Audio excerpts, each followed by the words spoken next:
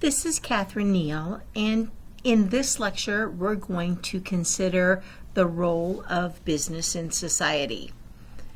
To whom do business organizations owe a duty?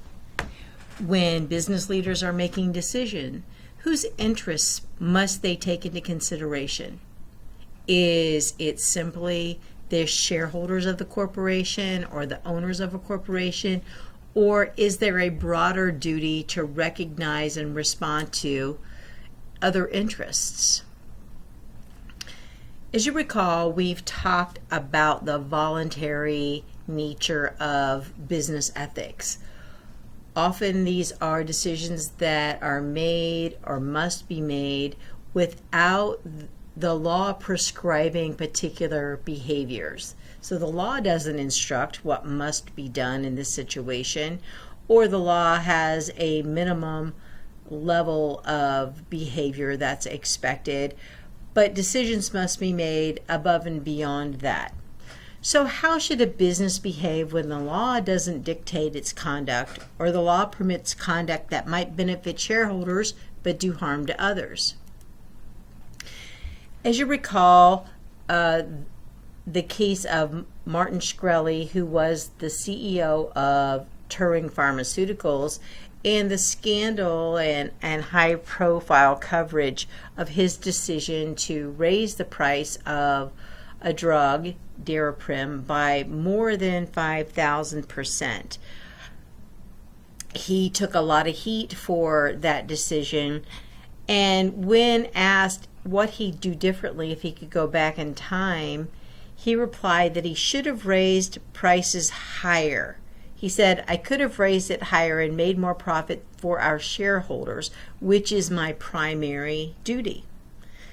Do you agree with Shkreli? Is it a corporation's primary duty to make more profit for shareholders? Is that what should drive every decision in business? So to whom do businesses owe a duty? We're going to talk about two big theories that discuss a corporation's duties. Sometimes this is called corporate social responsibility, or CSR. So keep that in mind as we talk about this as kind of an umbrella of this area of thought. The first theory I want you to think about is stakeholder theory. This is a traditional theory in the role of business in society and thinking about to whom does a business owe a duty.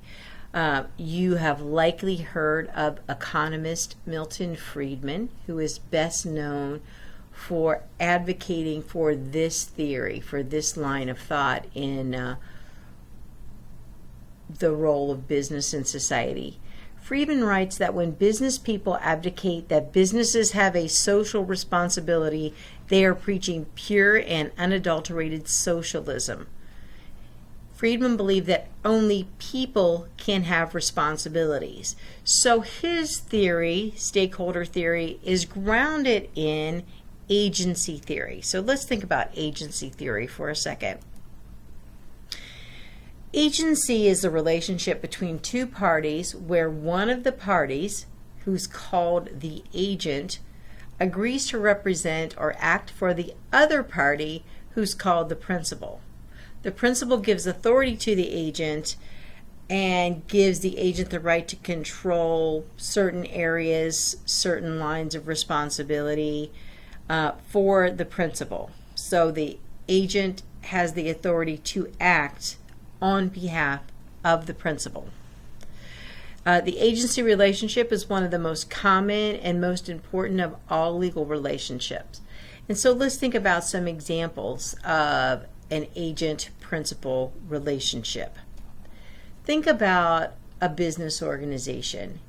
Now, while business organizations are legally defined as a person, there is no one human being who is the corporation.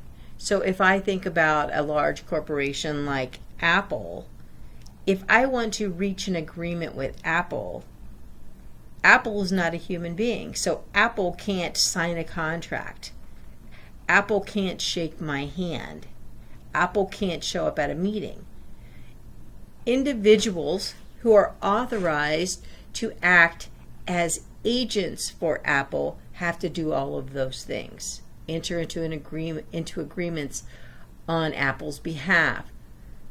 Make decisions on Apple's behalf. So that could be the CEO, that could be a variety of different people at different levels in the organization who have been authorized to act on behalf of Apple. That's an example of an agent-principal relationship. In that example, Apple is the principal.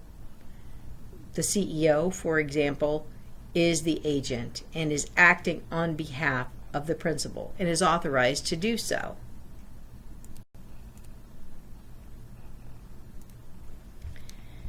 Some quotes from Friedman's writing about shareholder theory that are important to consider. In a free enterprise private property system, a corporate executive is an employee of the owners of the business. He has direct responsibility to his employers. That responsibility is to conduct the business in accordance with their desires, which generally will be to make as much money as possible while conforming to the basic rules of the society, both those embodied in law and those embodied in ethical custom.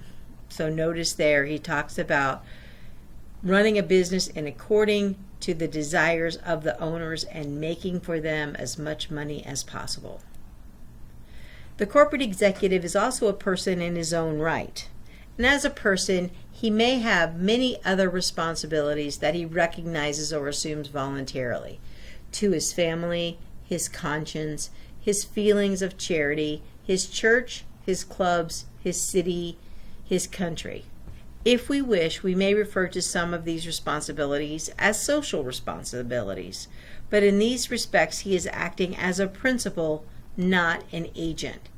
So what Friedman is saying is that if you want to do good things for society, if you want to contribute to charities that you want to support, if you want to do good things for the planet, for the community where you live, that you should do those on your own time in your capacity as an individual, not when you're acting in the role of agent for a business organization. He said that those are private, personal endeavors that you should do on your own time, not as an agent of a business organization. There is one and only one social responsibility of business: to use its resources and engage in activities designed to increase its profits, so long as it stays within the rules of the game, which is to say, engages in open and free competition without deception or fraud. So, only one social responsibility: to use its resources and engage in activities designed to increase its profits. Not to contribute to charity, not to think about other groups that have an interest in the organization outside the owners. That the highest functioning of a business is to make as much money as possible. That's Friedman's point of view.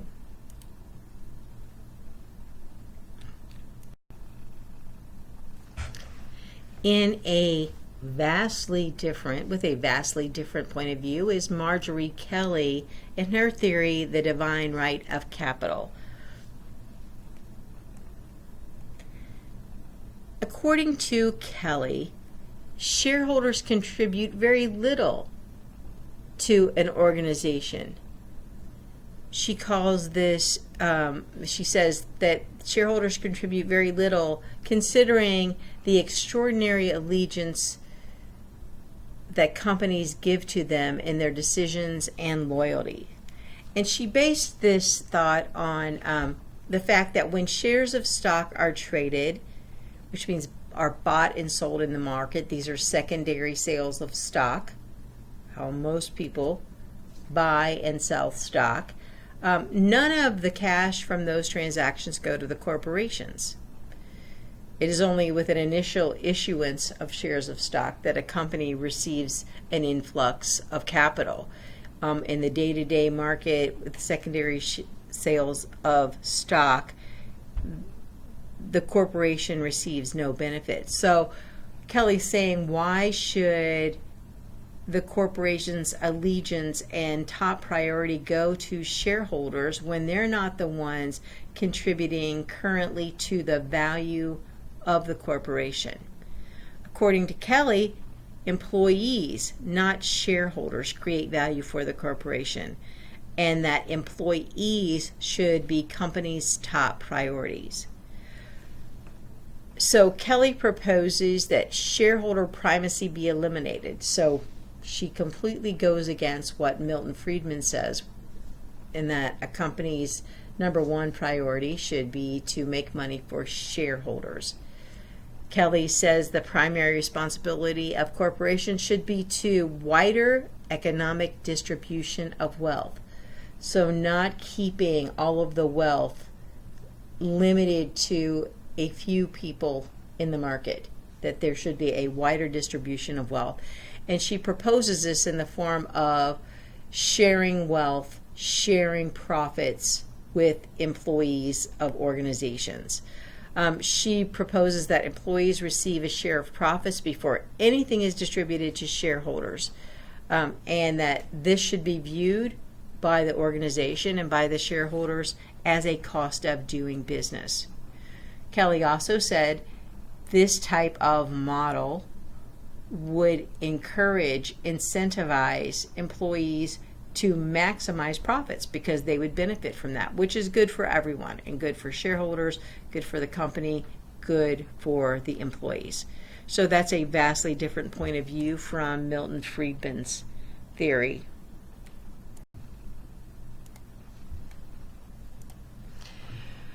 The next theory is a more modern view of how organizations are managed. And we're going to talk about this in the context of the writings of R. Edward Freeman. And this is called a stakeholder theory of the modern corporation. I can revitalize the concept of managerial capitalism by replacing the notion that managers have a duty to stockholders with the notion that managers bear a fiduciary duty to stakeholders. Fiduciary meaning a heightened responsibility of loyalty, a heightened duty of care. That's what fiduciary means. Stakeholders are those groups who have a stake or claim in the firm. Each of these stakeholder groups has a right not to be treated as a means to some end, and therefore must participate in determining the future direction of the firm in which they have a stake.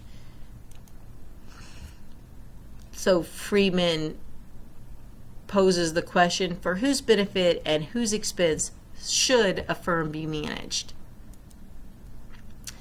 And his proposal is that you can't just make decisions based on the interest of shareholders or the owners of the company, that you must think more broadly than that. That you must think of all the groups that have a stake or claim in the business organization. And here's a list of some typical stakeholder groups that we should consider. Customers, investors, employees, suppliers, government agencies, the communities in which the organization operates, banks, attorneys, accounting firms, other business partners that support the business in some way. It's important to remember that this is a two-way relationship between a business organization and its stakeholder groups. Stakeholders are influenced by a company or organization's activity and also affect or influence the company or organization. And here are some examples of those types of reciprocal relationships that Freeman is referring to. Shareholders or investors supply capital. Suppliers offer material resources or intangible knowledge. Employees and managers supply skill, expertise, leadership, and commitment. Customers generate revenue and provide loyalty. Local communities provide infrastructure. So you can see there a two-way relationship. So while employees and managers supply skill, expertise, leadership, and commitment, the organization provides to them jobs. So two-way relationship.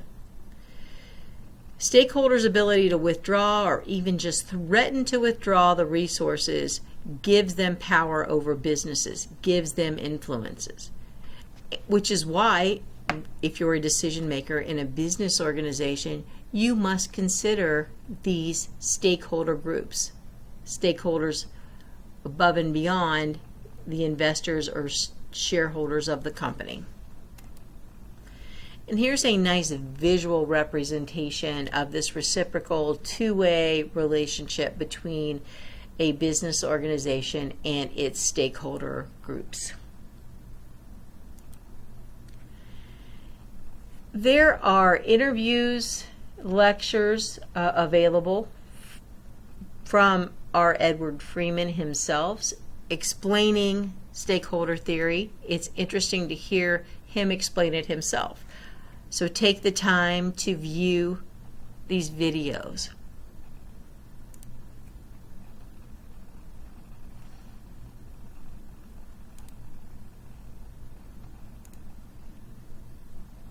In lots of places we see this debate as between Milton Friedman, who's seen as the advocate of maximizing profits for shareholders, and stakeholder theory. We're seen as thinking about take care of stakeholders. And so this Friedman, sometimes it's me versus Freeman debate gets posed in all the business ethics textbooks and classrooms, etc. I actually think if Milton Friedman were alive today, I think he'd be a stakeholder theorist. I think he would understand that the only way to create value for shareholders in today's world is to pay attention to customers, suppliers, employees, communities, and shareholders at the same time. What Friedman was against was the idea of social responsibility that doesn't have anything to do with business. I'm against that too. I think stakeholder theory is a theory about business, but community and civil society is absolutely central to business. We need corporate stakeholder responsibility. If we have that, there's no conflict between shareholders and stakeholders.